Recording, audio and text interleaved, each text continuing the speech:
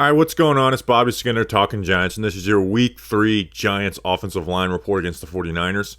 Going to keep this one short and sweet, or maybe not so sweet, but we're just going to do Evan Neal and John Michael Schmitz. Those are the two guys who have the most invested in them, and then we're playing positions you can see them playing for this team long term.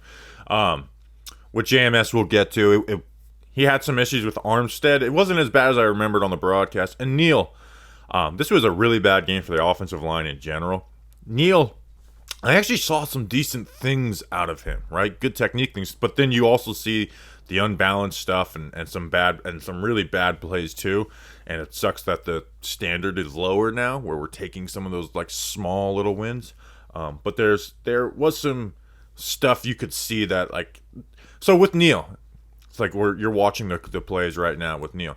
There actually has been technical improvement with him. It's just that's kind of the worry with me is like there's some stuff he needs to improve, but a lot of times it's just he gets unbalanced, right? And it's like that's worrisome. Let's get into it. Make sure to like and subscribe.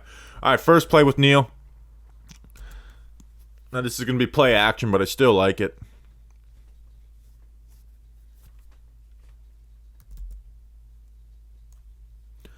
Again, because the feet. Watch, right? 1, 2, 3.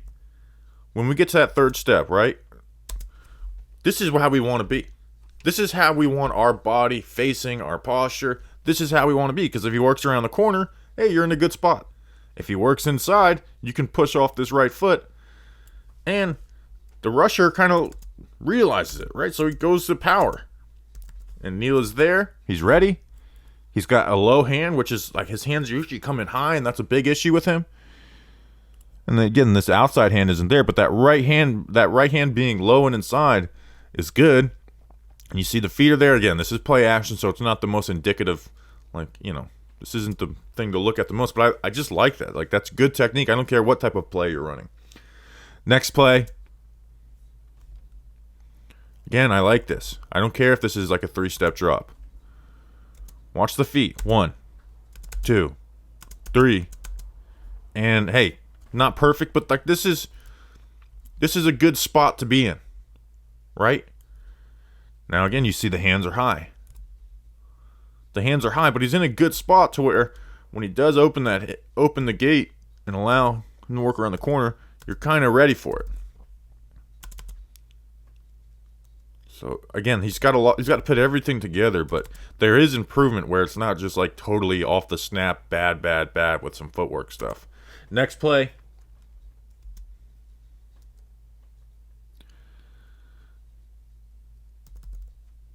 I mean, that's a move that Neal would get destroyed with in the last season. So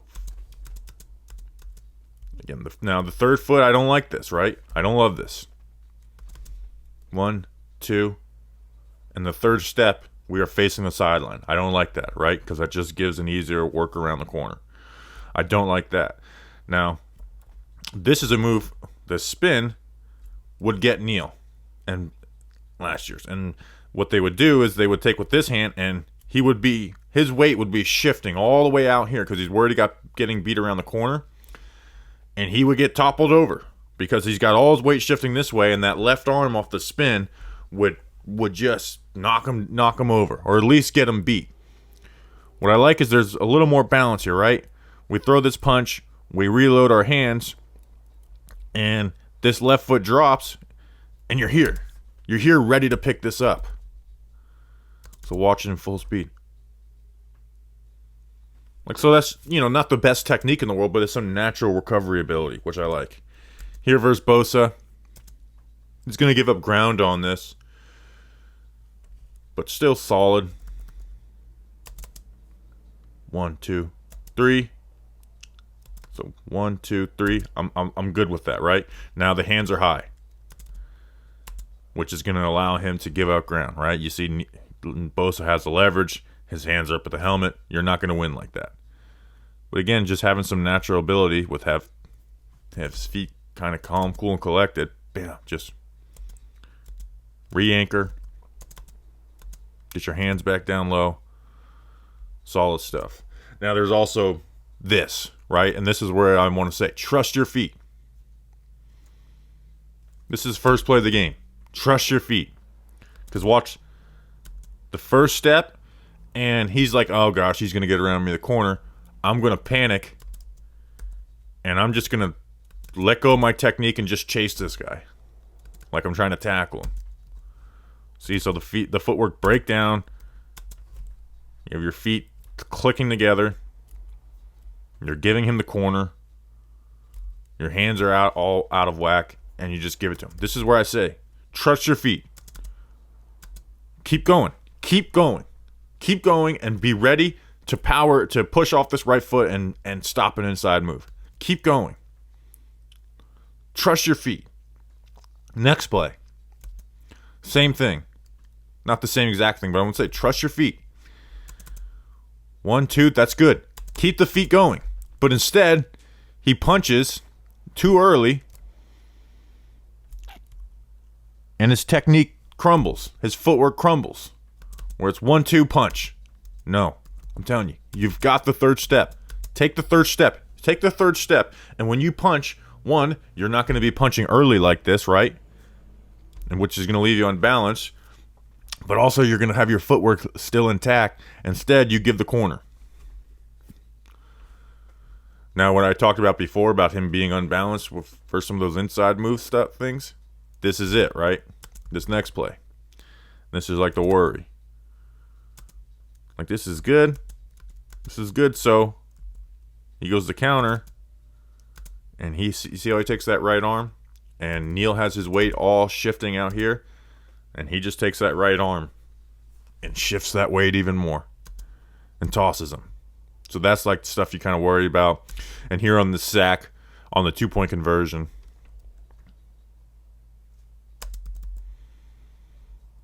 again, trust your feet. 1, 2. Instead, we're getting to our third step. We are punching and opening, and it's just giving a much better angle for Bosa to get around.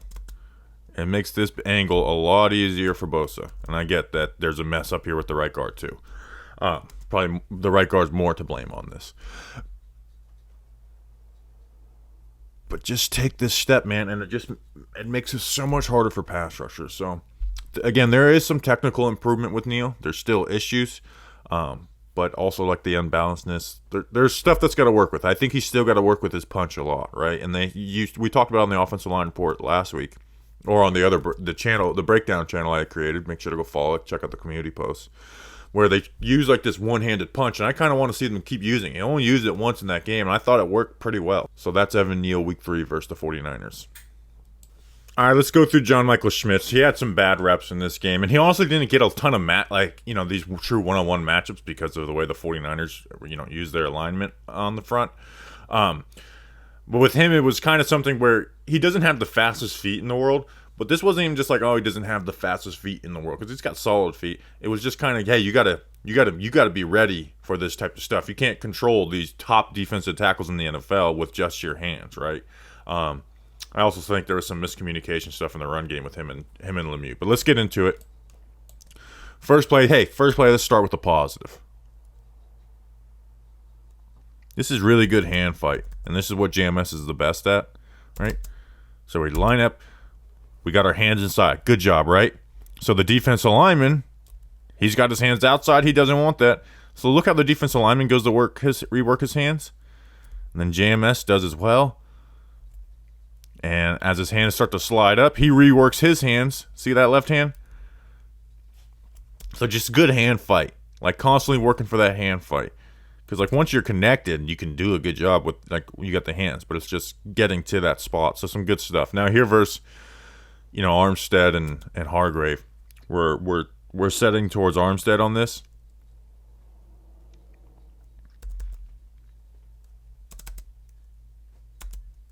We're good here, right? But you just got to know. You got to have your feet ready to take that one more step, right? Because you don't want to overset and then he beats you back inside. But you got to be ready. You got to take that one more step. At this point right here, you kind of got to feel that and take one more step. Also, he's leaning a little too much in that punch, right? Which is allowing him to work that swim move. Next play. Versus Hargrave.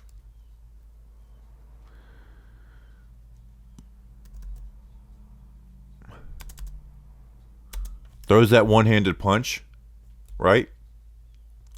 Which I like.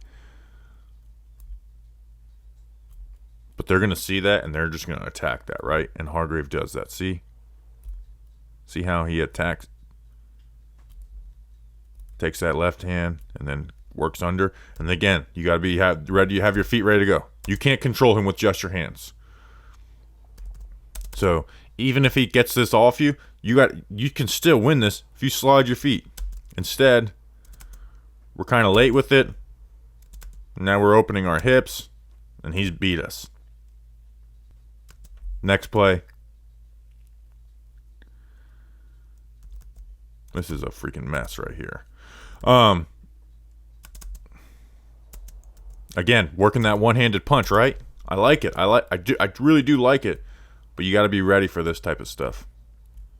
And versus guys who like to work these types of moves, you can almost like be a little more patient and let them work to you and then get that punch in. Because he gets that punch swiped off of him. You're good right here. Right? Now rework the hands like he usually does. Instead, he's not able to. And this is a different guy with a different level of speed as a pass rusher in the interior. You know, guy got a $21 million contract. But again, rework that hand, keep the feet moving. But that guy does have fast feet. So that's like something he's got to clean up. And then in the wide zone game, I do think there's some miscommunication of how to play this with Lemieux and JMS, right? Because Lemieux, what he does is not bad. Like, it's actually pretty good, right? He stays square, and he totally turns this player's hips and allows him to go and seal off the linebacker, even though the linebacker undercuts him. Like, this is not bad. But there's got to be communication with this. Because if this is the way that Lemieux is going to play it, well, then JMS has to have a mindset of, okay, I need to get flatter, and I'm just here to try and turn my hips and seal. Where JMS is like working and he's leaning a little too on this, which is an issue with him.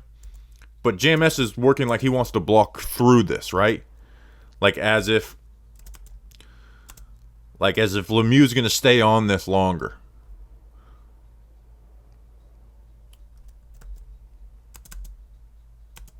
So his angle is just way off because of the way they play this. And you're going to see it again.